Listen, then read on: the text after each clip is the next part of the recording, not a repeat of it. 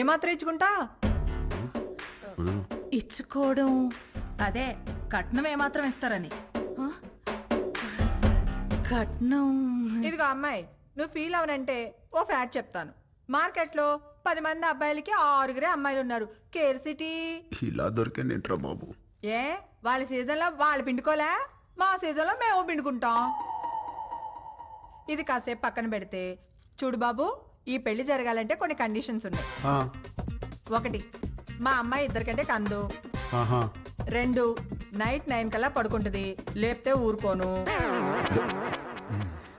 3, పొద్దున్న 6 కల్లా లేచి కాఫీ అంటది. పెట్టడం వచ్చా? రాదండి. నేర్చుకో.